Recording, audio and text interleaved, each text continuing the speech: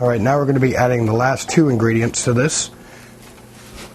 It's starting to heat up and starting to stick a little bit. We're going to take whole basil leaves.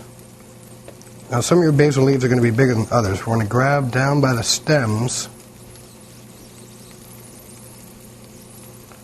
and pull off the leaves.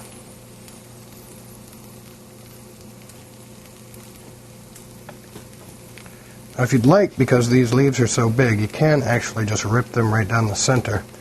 And we're going to add them in.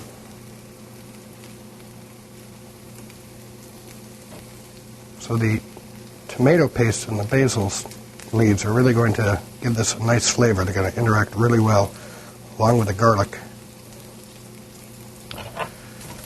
And we're going to stir them around until they are slightly wilted.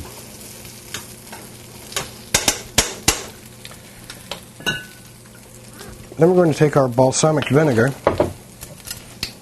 and we're going to add a tablespoon.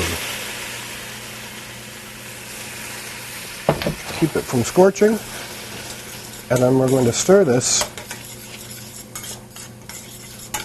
until it interacts with the tomato paste and makes a nice thick sauce.